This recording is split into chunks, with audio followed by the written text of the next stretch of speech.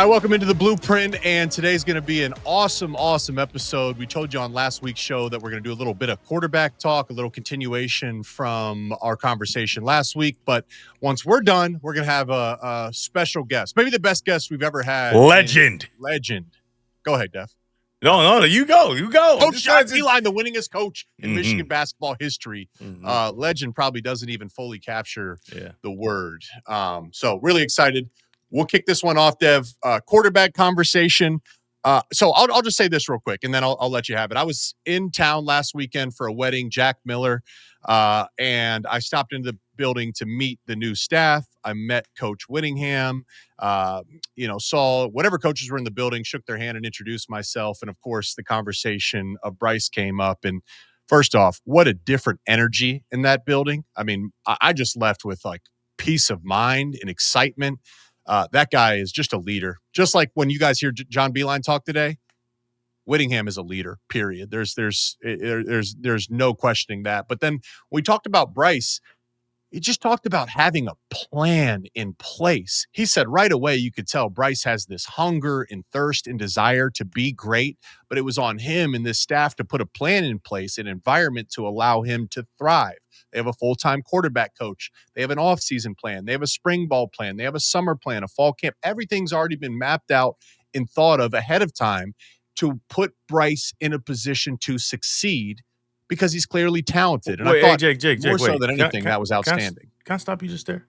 Are you Please. saying that the head coach is not a fan of the quarterback? He's like acting like his coach? What are you talking about? Is that what you're saying?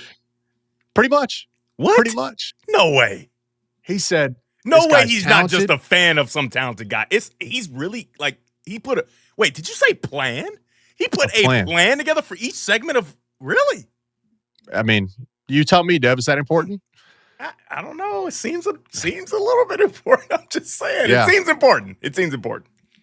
That's very encouraging. I left excited, man. I was like, wow, this is this is just rare. You do not Kyle Whittingham, you don't find him walking down the street. Like this guy is a true legend in his own right. He'll be in the Hall of Fame one day. And I think we're lucky to have him wearing maize and blue in Ann Arbor. But Dev, as far as quarterback goes, that's got to get you excited about Bryce. Oh yeah. I mean, he's doing a lot of different things. Started with dedicated quarterback coach and innovative offensive coordinator, and then it's competition and the ability to create an atmosphere in which you improve by having someone breathing down your neck. Right? You improve by competing directly with someone that is as talented as you, and in another case, maybe not as talented, however, has a lot of more years on you playing at the level that you're trying to play at. So I'm really encouraged by what he's done. I already talked about the coaching hires, of course, but bringing in real competition for Bryce. So I just want to go through the two guys that were brought in at quarterback and kind of give my assessment on what I think they mean and what they were and kind of outline who they are and how I've known them. We learned a little bit last week from George with Colin Hurley, but there's another guy in Braden Fowler Nicolosi. So his career, in my opinion, is a bit of an odyssey, right? A little bit of up and down at Colorado State. His best season was in 2023. 3,400 yards, 62% completion, 22 touchdowns, 16 interceptions, right? And that's kind of a reoccurring theme, turn the ball over some, trying to make things happen. He's got a confidence about him. And when you have that, you will have some turnovers. But a coach like Whittingham and Beck, they are the guys that help you reduce those numbers, right, and kind of allow you to put control over what your talent allows you to do, if that makes sense. And then he loses Torrey Horton, right? He only plays 5 games in 24, and obviously he's in the NFL with the Seahawks as a real contributor, right? So this is a pro wide receiver playing in a conference with Colorado State, right? And so there's a major decline from Nicolosi in 2024, and he's benched in 2025, right? So what does that mean? There are two ways you can look at it, in my opinion. One, he benefited from having an NFL caliber wide receiver in the Mountain West Conference, right? And we all know what that means. You're an NFL guy, you're playing in that conference, you're going to dominate C. Ashton Genty, right? Almost caught Barry Sanders because of the competition he was playing, and he's a talented player, of course. Horton had 1,100 yards and 8 touchdowns before Nicolosi became the quarterback, right? So we know Horton was a guy, whether Nicolosi was the quarterback or not. So, and you can think of it as maybe, just maybe, Nicolosi is closer to who he was without Horton than he is what he was with Horton when he had his best season, right? So you can think of it that way. Or you can say the offense was focused around Horton, right? Which really aided in the decline and the inability to, how do I say this, develop as a quarterback through the time you were playing, right? You know how that is. Like, it's hard to develop when you're just centrally focused on one guy, right? You never really get to that pure progression, right? You always kind of, it's almost Horton or bust. And if that is the case, then, okay, we've got something where we have a future that can be built by learning how to play the quarterback position in the correct way without just one solid guy that can dominate lesser competition, if that makes sense, right? So here's my assessment. The offensive stats, they have familiarity with him, right? So they played against him, and they also had to study film that had him on it, right? Where they're studying other defenses in the Mountain West because they were at New Mexico, Beck and Detmer, right? So these two guys that will be tasked with developing him and Bryce and Colin Hurley, they all have familiarity with Nicolosi, and that familiarity obviously told them, hey, this is a guy we can build with, a guy that we can try to test the waters. I believe that he's a grown-up, so he should have some things that you don't have to see, but he may have some of those bad habits because of the seasons he's had in the last 2 years. But I truly believe he's not the guy, right?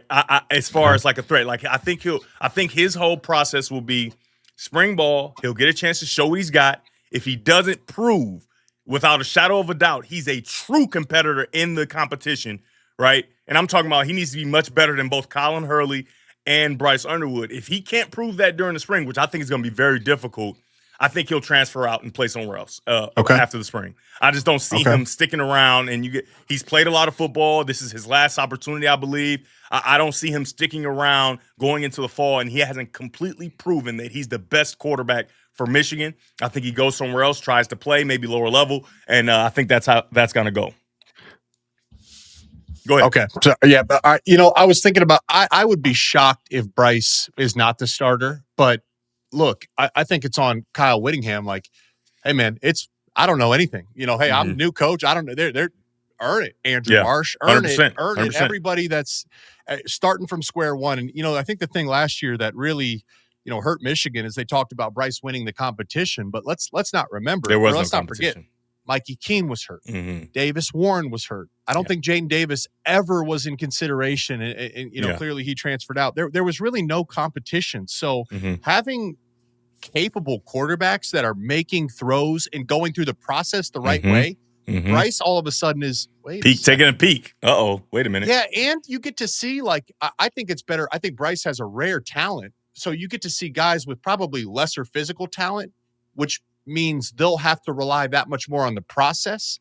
When they succeed, Bryce will say, wait, okay, let me do what they do. There's a mimicking aspect that goes into it. And I think too, Dev, and maybe you could speak to this from a quarterback's perspective, this is going to be a brand new playbook. But it's just like the act of learning a playbook is still a learned skill. Yeah. So Bryce last year, the first time you're taking in all this information, you have no systems on how to go about it. By the time I was a senior, I knew how to break down a playbook. I wanted to learn the entire formation so I could line up anywhere. Then I wanted to learn the pictures of the totality of the route concept and then the protection.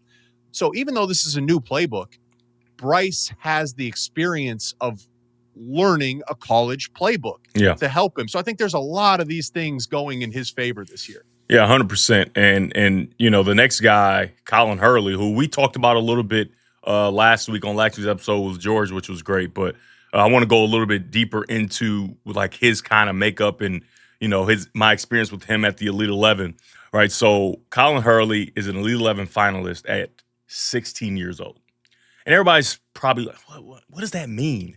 Well, when you're 16 years old with all the guys that reclass backwards, right, when they're in 7th grade, right, they repeat 7th grade again, right? So by the time they're going into that Elite 11 finals, they're 19, maybe turn 20 during the football season. And then you got the guys that are just a normal 18-year-old. And then you go way down, you got a 16-year-old, right? So there are 20 quarterbacks, and there's one 16-year-old, all the rest 18, 19. I don't think people know the difference between a person at 16 and a person at 19, right? Those are two different humans. Like, it's not even close, in my opinion. And he was able to not only hold his own, he was able to stand out. And to stand out amongst the best quarterbacks in the country, right? The 20 best quarterbacks, 19 best quarterbacks, and you're 16, right? You're really 2 years away from where you know what I mean? That is as impressive a feat as that is. And so that kind of lends you to what type of talent this kid has, right? Like, that is a physically gifted human and I'd being. imagine mindset too, Dev, right? Like, so talented from feet all the way to inside the brain, right?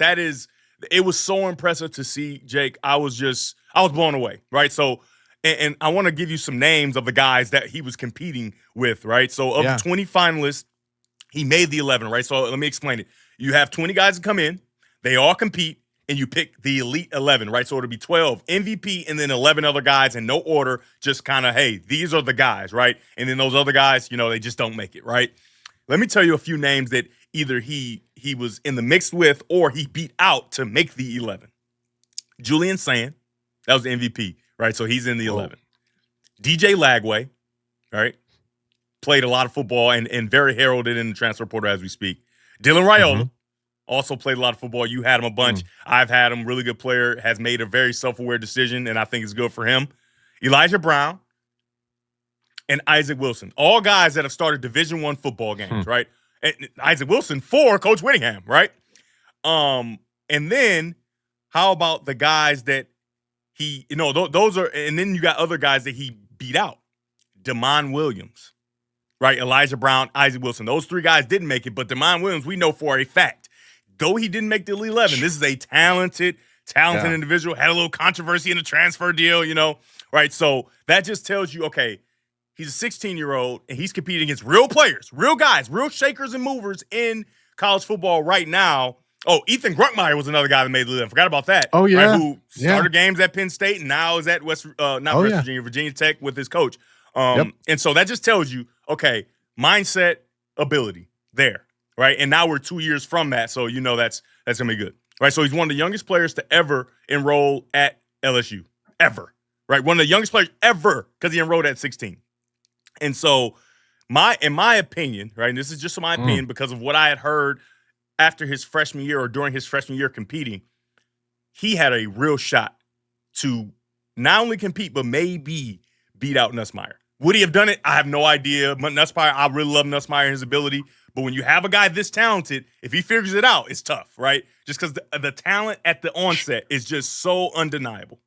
He gets into. They were talking about Nussmeier like a first-round pick before last. That's what I'm saying. And so he gets to a car accident, and I think that really derailed the opportunity to truly compete. He gets into a car accident. I think it was in January of 25. So that washes that last season out, right? And so my assessment is this. This is the first time I think in Bryce Underwood's life. Yes, this is the first time in Bryce Underwood's life that he'll have a guy in the room with him. And I'm talking about since 8-year-old football. He'll have a guy in the room with him that he looks across and says, oh, you can do the same things that I do. And I want to tell you why that's so important. Because I remember getting a chance to compete in the Elite 11, right? And so back then, there wasn't a whole bunch of social media, maybe none. You had to make a fake age to even get on Facebook back then. You don't know about that. You're a little young, Jake. No. Yeah. And so I was growing up in Detroit, just a giant fish in this tiny pond, and I thought I was the greatest thing since sliced bread. I did have a few guys that were pretty talented, but I thought for sure I was not even close. The way I worked, the way I believed in myself, and my God-gifted talent. I just thought that there were no other humans really on the planet that looked like me or could play like me or do anything, right? Then I go to Elite 11. And you get a chance to see, like, oh, all around this country, there are guys who are not only just as talented as you, but they also have more resources and they have a head start toward their dream, which is also your dream. And you usually both can't have that same dream, right? And so that lit a fire in me like nothing else. Not like no coach could, like no competition with any other human. That lit a fire in me like I had never seen. And the work that followed was totally different than any work I had ever done. And it set me up to really have an opportunity to be truly successful rather than just being the hot guy from Detroit that was good in Detroit and then nothing, right? Which happens quite often. And now Bryce gets that opportunity to look across and say, okay, there's a guy that has a lot of the same physical gifts, pretty much all the same physical gifts, actually has 2 years on me in college. Even though we're the same age, he's been in college for 2 years because he went early. And so he has some experiences. Now, where I have him is I play in that live game action, that fire. It's good, but it could be bad as far as the bad habits that you created that you got to try to remove now. And I think it really gives him an opportunity to see what he's truly capable of. I don't think even watching him from 8 years old, 9 years old, 10, 11, 12, all the way up to where he is now, I do not believe I've ever seen the best of him because of that ability to not have a guy that's equally talented push you to the next level, push you to heights you've never seen, right? And so I think this could be amazing for him because you got a talented guy, iron sharpening iron. It's biblical. Everybody knows that. I think there's a chance that we see he could become the best quarterback that ever put on a Michigan uniform because of the addition of a guy that's equally talented. Now, in Colin Hurley's case, it's a lot of the same thing, right? He gets a real. I don't know him since I haven't seen him since childhood, but I can imagine he's always been the most talented. When you go 16 and say, not only am I going to get in the Elite 11, but I'm going to go to college at 16 years old, you've always been talented. I'm just going to go out on a limb and say that. And so it allows him to also have that ability to look across the room, a guy the same age as me, has the same talents, has a little bit of a head start, and I get to look in the mirror and say, who am I? So what does that mean for Michigan, though? It's a win-win. It's a win-win. If Colin Hurley wins the job, that means he beat out a generational talent that is as good a talent as we've ever seen, and that means that he's really, really good. If Bryce beats out Colin Hurley, it means he beat out a generational talent that was able to go to college at 16 in this climate of college football that we know they go get grown-ups. That is a win, win, win, win for Michigan football, and I could not be more excited. I have to give a round of applause for what Beck, Detmer, and Whittingham are doing right now because they just set up an opportunity for Michigan to truly have the best option at quarterback, no matter who it is. Obviously, I believe it'll be between Colin Hurley and Bryce Underwood, but brilliant move. Very excited to see both these guys and Nicolosi as well, because he's still a player. If he shows he's clearly better, which he could because he's older, then I think he'll get his opportunity. Whittingham is not worried about how much guys are getting paid or anything of that such. He is at the end of his career and he wants to win, period. Right. And that's a comfortable place to be for him. And I think he's going to give it everything he's got. And he will not be beholden to someone because they are making a certain amount of money, whether it's Bryce Underwood, Colin Hurley, Marsh, whoever it is. The best players, we can trust that. Couldn't trust that in the last half, as you know. We can trust that the best player will play. And it's not the best player for the coach personally. It's not the best player who has a little dirt. It's the best player for Michigan.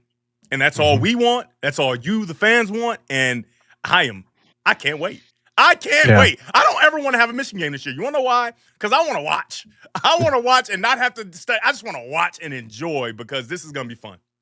Yeah. I mean, I think you're right. It's not possible that we could have seen the best version of Bryce because you need some resistance. I don't know how strong I am on the bench until I put some weight on that I may have the chance of failing in. And, you know, I think about like the NFL, like I was a good college player, but I remember getting to the NFL and the competition was so high, both in my tight end room, but just around me. I'm like, oh, all of a sudden, I know I need to eat clean. I know I need to go in bed on time. I know not only do I need to make every correct decision while I'm in the building, but I need to make every correct decision while I'm out of the building. Otherwise, I'm going to get passed up. That's what competition does to you. And for Colin, I think, you know, it's like the antithesis of what we're talking about today. Here's a guy that's 16 at the Elite 11. Man, if he reclassified, he'd be the number one player in the country, no doubt, making millions of dollars of NIL. But he said, no, I'm ready now. I don't care about, I'm ready now. He took the hard path. Now he's coming to Michigan knowing what he's up against with Bryce. I just think this is going to be great for both of them. So it's going to be cinema. It's going to be cinema, Jake. I don't know how Whittingham feels. I don't think he's the guy that wants the cameras and all that. But I wish we could get a camera in there to see all this because this is going to be good. This is going to be cool. Yeah. And it's going to be good for us. It's going to be good for the team. Yeah, it's going to be a good product. So we saw the schedule came out this week. Most importantly, it'll be good for the people watching. Do you know how fun these breakdowns are going to be? You know how cool this is going to be? I can't wait. Yes, I cannot wait. You know what I'm looking forward to? I just want to see spring game, right? And we will we're gonna do a 3-hour show after the spring game because we get to dissect what these young quarterbacks were able to do.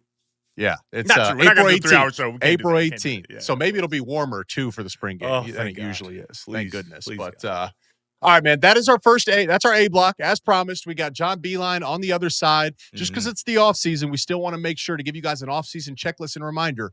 Like, subscribe, share with your friends. The push continues on and on. We really appreciate you guys. But we'll step aside for a quick break. The legend John Beilein here on the other side. All right, welcome into the Blueprint, and boy, we have a special guest for you, the man with arguably the original Blueprint. He needs no introduction, but we'll give you the one right here, the winningest coach in Michigan Wolverines basketball history, a record of 278 and 150, nearly 2 wins for every 1 loss. Coach John Beilein. Coach, great to see you, man. I saw you there in the facility before Michigan basketball took down Ohio State hoops. Yep. Trey Burke, your star player, got his jersey retired. Thanks so much for joining us. How was your weekend and how are you doing? It was great to be back with those players. We had a majority of the team members. Just shows you about Trey. A majority came from all over the country to come back just to be there with Trey at this great honor. Only 6 people have their jerseys up, and Trey's one of them. And there's been a lot of good basketball players. So it was a wonderful weekend. And I'm glad also, Jake, that I called it a night at 10:30 because I understood they called it a night at about 2:30 a.m. And I'm glad I didn't decide to go out with the players. Hey Coach, I think it says a lot about you as well, just because not only the players that played with Trey came, but pretty much a lot of players that you coached that maybe didn't play with Trey, that maybe he was on recruiting visits with, they all came back. How did you build that kind of camaraderie between the generations of guys who play with each other, didn't play with each other, but they all have the one commonality that they play for you? I think that was in our first recruiting classes that I wanted to recruit the type of young men that I used to say you could lose with. That when you lose, you got better. And not finger-pointing type of guys that were team first. I mean, I got this, whole idea that from Lloyd Carr when I first got there. I was the first guy I went to see. And he sort of told me, do the same thing you've been doing at West Virginia, get the right guys. And sometimes you get off track. You get, scheduled on, I got to get this 5-star guy or I got to get this highly rated guy or a local guy. If he doesn't fit, he doesn't fit. And when we started to find guys who really fit, all of a sudden we're winning like crazy. And also these guys are going to the NBA and they weren't necessarily, the 5-star guys. They were just really good basketball players that were hungry and compelled to be at their best. And when you have those type of young men, they are much more connected to the team than to themselves. Before we get into Dusty, man, this is fascinating. Is some of that lost today, Coach, with the transfer portal and NIL? Is it lost? I don't know how you could do it. That would be the only way I would do it still, but I don't know. A lot of things can sway a young man. One of the things that really helped our guys to stick in there and go through it was the idea that you had to sit out a year to go somewhere else. And that was a deterrent for their own good. That it wasn't easy to do, and that's no longer there. And you know what else is big? Nobody talked to Duncan Robinson and said, hey, in that year you sat out, tell me what it was like. Well, I got back on track to graduate in time. I worked a little bit on a second major. I was on the scout team every day getting better. I was with John Sanderson every day in the weight room, and now I'm an NBA player. I couldn't have done it without that year off. And so we're not sending kids to a year in jail when you have a year of free education, a year of mentorship, a year of hard work to get better, and a year closer to your graduation. So that's where I think it got off. And then now you could transfer unlimited. That really just set off some things. So I think it's really hard to do. And we benefited from transfers, getting transfer. We had very few go out, but the ones that we had were really got better during that time. Let me ask you this, because this is my untrained eye. When I watch the current Michigan basketball team play, and it's true since Dusty May has been the coach, there's still a togetherness about their program, though. Yeah. Like you wouldn't know that. Like you would think that the rules were the same as when you were coaching. Yeah. Are you seeing the same thing? And how has Dusty May been able to? What's the secret sauce there? Well, I'm not in the inside like I would with my own teams, but I do talk with Dusty frequently. Just nothing important, just these little things where just encourage him when things are tough, and probably when he's going too well, I'll be like, hey, listen. You don't let up. Do not let up with your practices. Don't let your guys be happy, be content with anything.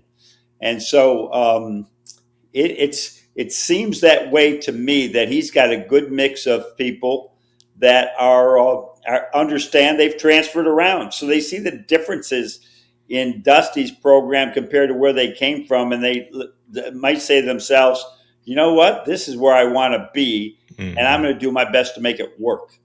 And that's where we saw with people that transferred into us say, hey, but now they just don't have to sit out. So I think of my West Virginia team when I left West Virginia, and we had a monster team like coming back. We won the NIT with basically freshmen and sophomores, 2 juniors, no seniors. And think about it, I told them all to stay at West Virginia. This is where you got to stay, because this is where you chose to go to school.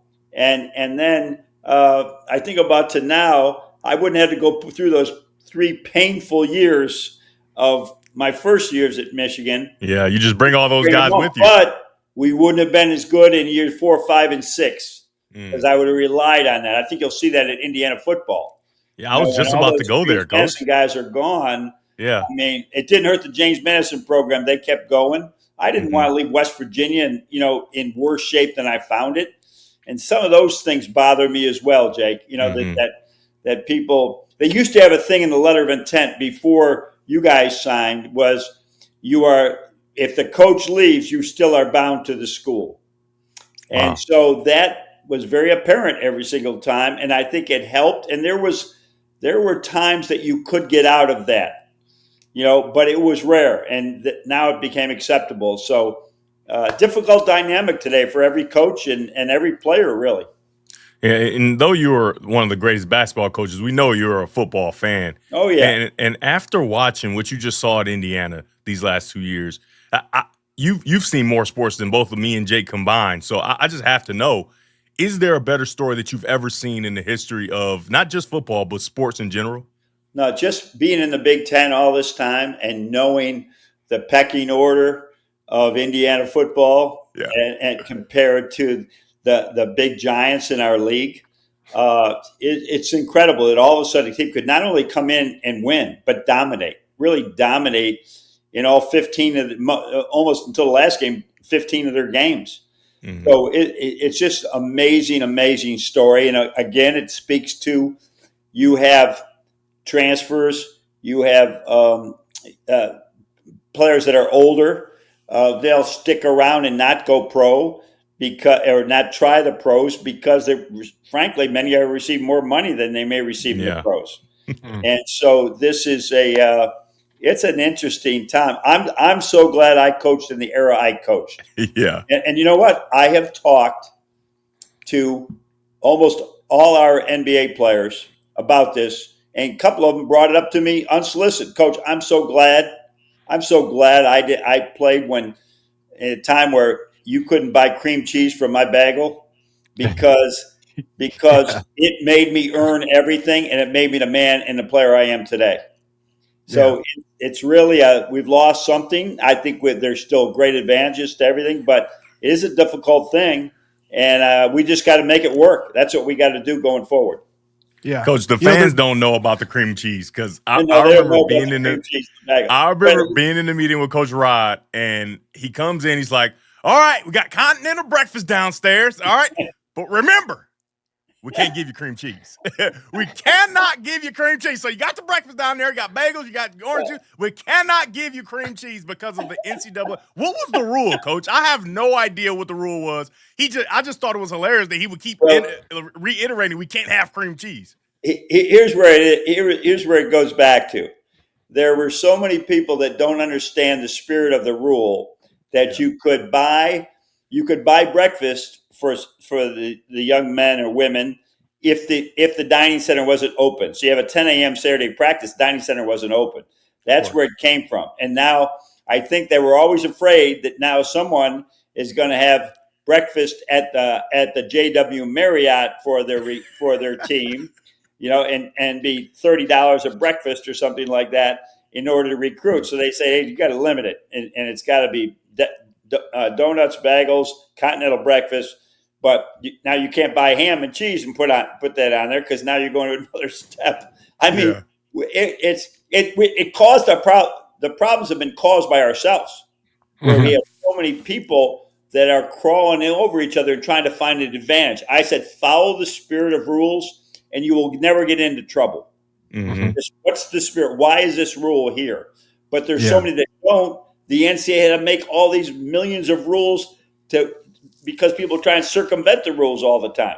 So we need those. We need coaches that are more in line. And I don't know where it is today, but I think more in line right now. I think they can have cream cheese now. I think. Yeah. Oh no, they can buy a damn bagel company if they want to. They buy the cream cheese company. Yeah, exactly. Right. But whatever the craziness was, it's a spectrum. Whatever the craziness was of cream cheese, or bagel, but no cream cheese, we've swung the opposite craziness. I know you're saying, Jay. I know you're saying. And we just got to manage it. I think it will correct itself with the right type of assistance from the coaches, the ADs, everything that has observed this now for a few years and saying, okay, where are we going to go? We have some issues. Let's correct it. And everybody be willing to work together. Not Southeast Conference versus Big Ten. Let's work together because we all know this is not what college sports was about. I'm all for J.J. McCarthy going to get a car commercial in his senior year and being paid thousands and thousands for that. He earned it. But being in a bidding war with, a backup point guard or a backup quarterback for $500,000 to $1 million who's never played, that's a little different. And we have to find a way around. We have to find a way to that. Yeah. Well, in the meantime, while hopefully they're figuring that out, I think Michigan fans and alum are just so happy to watch this Michigan basketball team play. I want to go back to the beginning because you were pivotal in bringing Dusty May to Ann Arbor. I was looking at it. It was you and Ward in a car driving across Florida to go meet with Dusty May, right? No, that is not it. And is that misreported? That is misreported. That Ward and Doug Nockey, his assistant, I think Ward had a list of people that he was looking at, and I believe that he went after and should have. All these are all good. Well, they're all in the NCAA tournament. The ones that let's make sure we interview those immediately if they get knocked out, because obviously you can't talk to them. You're not supposed to talk with them if they're still playing. So we were very fortunate. Dusty got knocked out and early. And Ward was right there. He wanted to go see Dusty right away. I'm over in Naples, and he's on the East Coast. So I met Ward and Doug at the interview. Okay. And I just drove across. They flew down, and then we talked. I didn't, Dusty and I go way back, and not on a personal letter, but more that there's a young man named Darius Nichols who was my starting point guard at West Virginia, who for several years, and is now the LaSalle coach, for several years worked side by side with Dusty every day as Florida's assistants. So they were watching Michigan basketball while Dusty was there. And I think we had taken Michigan basketball back to a point where it was a good job, where that was not how that's not what people said to me when I went to Michigan, where we had it rolling in West Virginia. They say, "What are you doing? It's a terrible job." Jake, we had 4,000 people at our first game against Brown. 4,000 people. My son, who was in his senior year, he said to me, Andy, he said, "Tell me again why we came here," because West Virginia, every game was sold out. And so, but now Dusty knew this was a good job, and the support of our administration, I had 4 athletic directors, I had 2 presidents, tremendous support to John. How can we turn this around? We're going to give you the resources to do this. Build a new Davidson Player Development Center, and that's how it all happened. Did you know how good Dusty would be when you were hopping in that? When you were driving to meet up with you take Florida Atlanta to the Final Four, you're pretty good. You're pretty good. You're at least decent. Yeah. And he's the right guy at the right time that we needed, because we had gone from first to last in the Big Ten. I mean, in a matter of no time, in 4 years, we'd gone from first to last, and that is that's not good. That's not the expectation. So, but he knew he could get it done, because I know they had watched our teams, and during any success we had. Is there something different to be a head coach at Michigan? Like, obviously, every school has the same goals of winning. Can you? What is it? How can you explain it? And here's where I know now. Dusty spent several years as an assistant at Division I before he went to Florida Atlantic, and so that was helpful for him. He had coached in big time athletics. That's where he separates it from me. When I'm the coach at Canisius College and we're rocking and rolling, we're really good. I mean, we beat several big time teams. We are. I'm not ready to be the Michigan coach. There's no way. There's too much. I go to Richmond. We had some great wins there. I'm not ready to be the Michigan coach.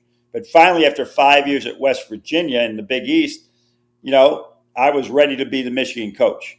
So that's with a difficult dynamic. Dusty has, because of his time at Florida, and then with Florida Atlantic for 4 years, I think it was 4 years, and then coming here, he's proved he was more than ready to be there. How old was I? I was 60. I was 55 or something, I think, when I came here. So he's younger than that, but he was definitely ready, as you can see. Yeah, Coach, Jake started this off by talking about playing against All Ohio Red, which I remember playing against them when I played with the family, and they were not anything to play with. They were very terrifying. Didn't have to play against those younger monsters, but some older ones.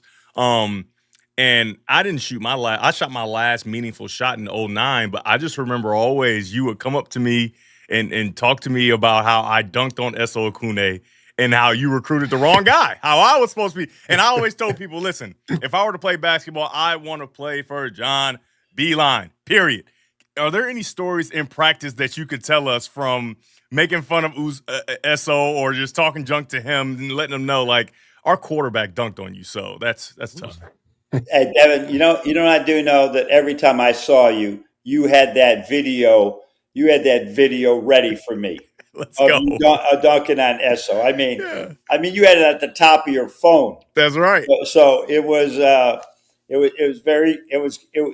great. I enjoyed that time. But no, Eso heard about it a few times. Yeah. Eso Akune, I'm telling you, buckets every day in practice. Every day. He gave us buckets too. Good. I mean, we had a really good scout teams during that time. You don't win without good scout teams. Mm-hmm. And especially in a flow sport. Eso Akune just did a job. He's a successful lawyer now in Chicago.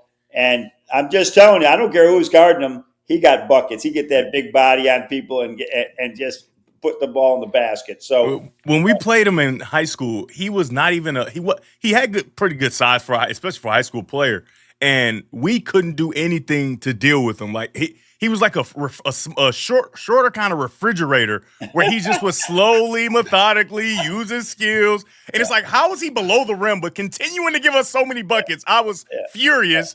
And maybe that's what made me have to try to dunk on a fast break. No, you had to do it. You said All Ohio Red. We can't forget Karis LeVert played for All Ohio Black That was their JV team. Oh, really? I did not know that. JV team. Yes. I mean, yeah, saw him play there, skinny little guy, and young birthday. All Ohio Red was very good to us. Yeah. Whether it was the black team or the red team. How Devin, cool is it to see those? Go ahead, Jake. So Karis LeVert played at Pickerington Central. Yep. I played at Pickerington North. Taco Charlton played at Pickerington Central. Taco would always go up to Coach Beilein and be like, man, I had to play for you because Taco could dunk. He had long arms. He looked like a basketball player. But here's the thing. Karis won OCC Player of the Year when he was a senior. Me and Taco were juniors. I won OCC Runner-Up of the Year. Okay, I was right behind Karis. So if I didn't play behind a $100 million basketball player, I would have won the Player of the Year. But Taco had all the flash, so I said, Coach Beilein, maybe I could have, I don't know, I could have been a part of the scout team. But anyways, Devin. Probably could have been. Hey, funny story about Taco. I'm recruiting Karis, and I'm in the gym watching, and Taco walks through. He's playing football. He's got a backpack on. Maybe there weren't any books in it. I don't know. We'll have to ask Taco, but there are books in it. And I think he had flip-flops on.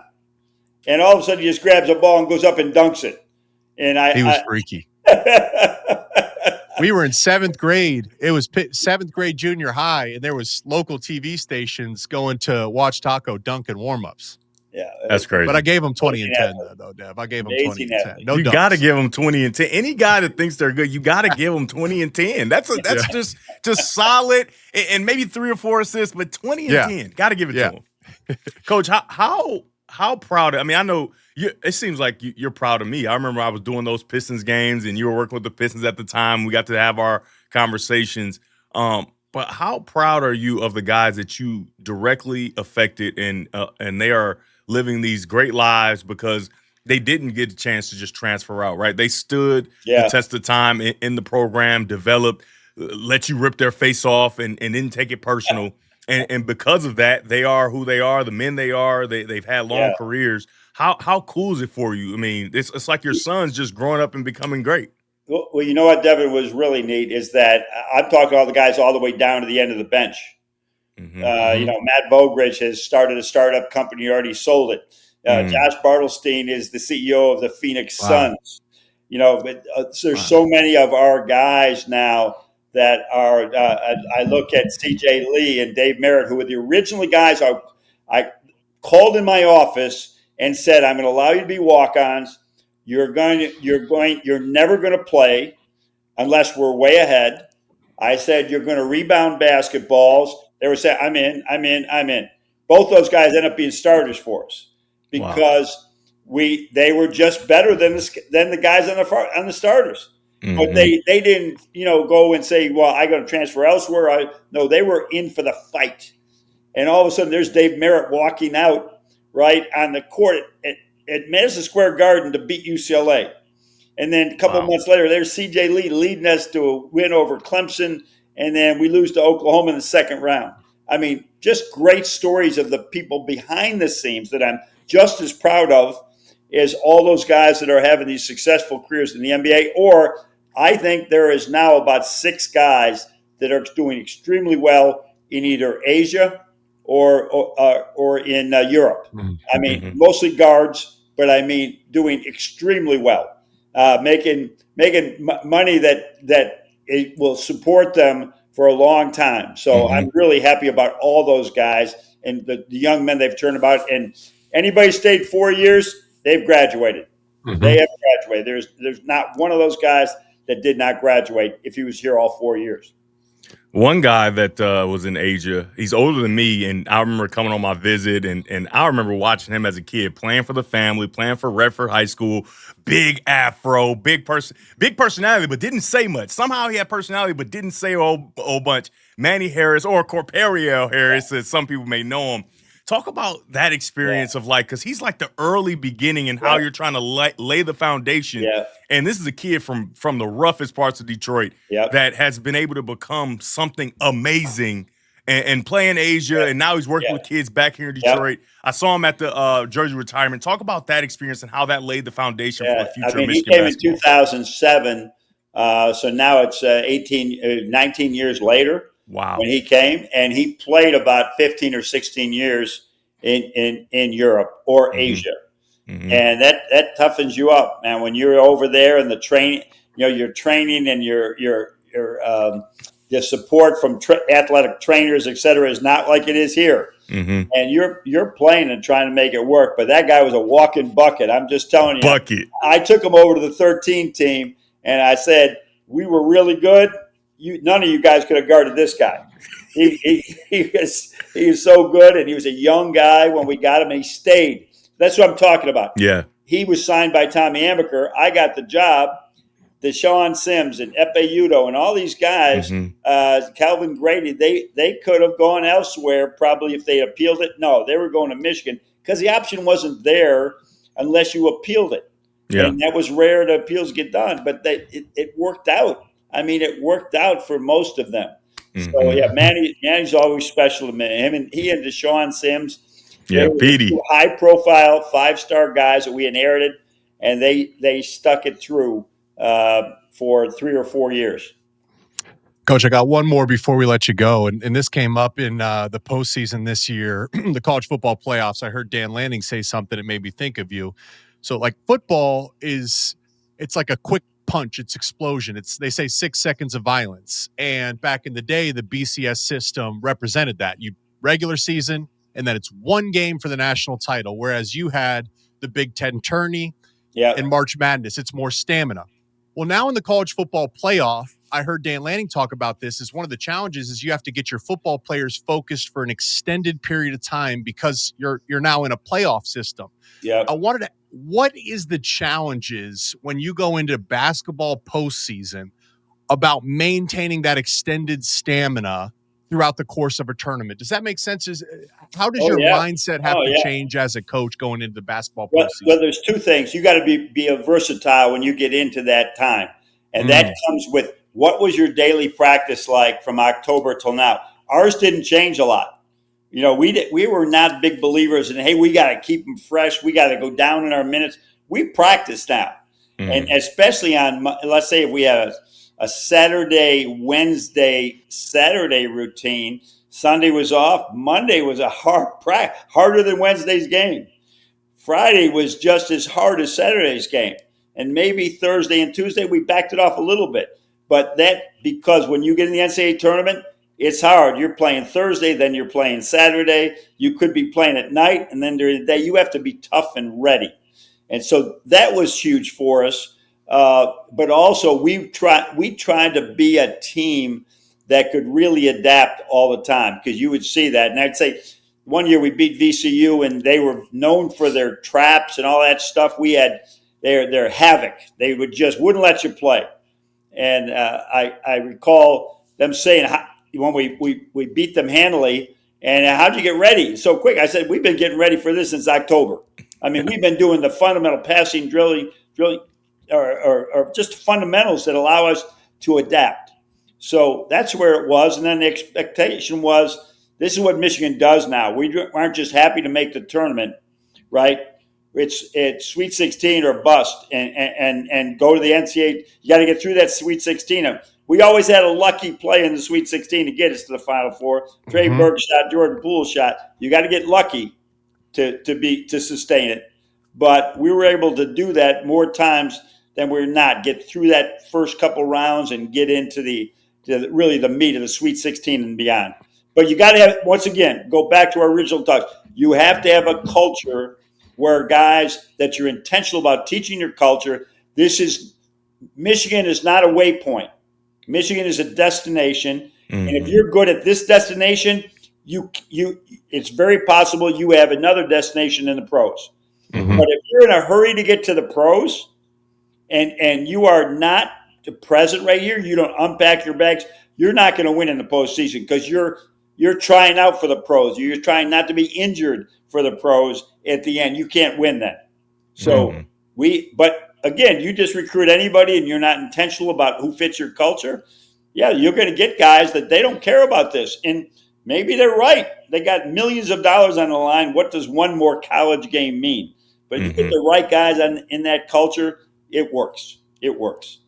That's represented. I mean, you say versatile and adaptability. I look at Indiana's run, like playing Ohio State in the Big Ten championship. Then Alabama's a completely different team. Then Oregon's a different team. Then Miami's a different team. Like, yeah, you better be versatile versus the BCS. Your best against their best, one game. Let's see who wins. These guys really are locked in together. They're locked in together. You get the right people, and you have the right message. Message cannot be, hey, we got a big game right now, and we got to get ready for this game. No, the message is all year long. Day by day, we're going to be our very best in everything that we do.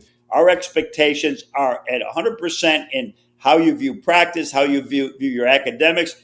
There's integrity through it all. And integrity is not about not lying or cheating. Integrity is about working as hard as you can every day for the team. And as a result, that's how it all works. And so then they're unflappable because they look at each other. Well, I'm doing it because he's doing it. Or the junior and senior leadership. I guess it would be sophomore and junior leadership the way we were getting to be because our kids could leave to go to the pros early. That was remarkable how they did that. How they just grabbed the young guys and said, "This is what we do here." Hey, Jake, does that sound familiar? That sounds like the process rather than the result. Exactly. Huh? Yes. Devin, it's the process. It is the process that you got to understand this. I gave actually text that's the other day. There was one time in 14 where we were very good. Stauskas, Robinson, Derek Walton, Karras, we were good. Unfortunately, Mitch McGarry was hurt, and we played 3 top 10 teams, I think, in 1 week, in 7 days, like he's doing right now. And it was like, I looked at it and I said, oh, man, it's too hard. And then I said, no, go back to 1 hour at a time. 1 hour at a time. There's I'll leave with this. I was on a call with a bunch of veterans and commanders in the Navy and the Marines. And there's a thing called the SEAL training that they do out in San Diego. And they say, the one guy says, you know who makes it to Friday? Because it's all about coming in Sunday and making it till Friday. That's making it till Friday. If you make it to Friday, which only I think about 10% of the people do, he says, the guys that don't make it say, all I got to do is make it to Friday. The guys that say, all I got to do is make it to lunch, and then says, all I got to do is make it to dinner, got to make it to bedtime, those are the ones that get it done. And that's how you have to approach it with your team. And the year flies by. Yeah, that's right. That's awesome. Man, you are a legend. We'll let you go, Coach. I just remember when you came and spoke to our team in 2014, and you know how you got a legend is when you walked in the room, the energy changed. It was dead quiet. You had the whole room's attention when you were talking to us, and I'll never. You guys were going overseas, and I was talking about my family and Saving Private Ryan. Was that the one? Was that the time I came in there? It was under Brady Hoke. Oh, okay. That was a different time. So it was before. Yeah, it was earlier. Yeah, back in 2014. Yeah, no, I mean, it was about winning, beating Michigan State, beating Ohio State. Exactly. I think it was about that. Yes. Being ready. No, it's something, I got a lot of experience. 13. When you said about how many wins I had, and then you mentioned how many losses I had, that was painful to remember all those losses like that. But if you use losses the right way, you're going to really be you're going to be very successful in the end. Really be. If you turn them around as growth with a growth mindset, watch what happens. Yeah. You washed them down and rinsed them out with plenty of wins too. So we appreciate you, man. Thanks so much for joining us, Coach. You're all right, guys. Pleasure. Appreciate you, Coach. I'm proud of you two as well, because watching you two athletes go through it and work through Michigan, I mean, that's not easy with the demands that you have. And so very proud of you two and what you're getting done. And big football fan, right? Big football fan. And so I'm really excited about Kyle and this team we're going to have next year. No doubt. Appreciate Thank you, you, Coach. All John Beilein, you are the man. Take care. Right. See ya. Bye now.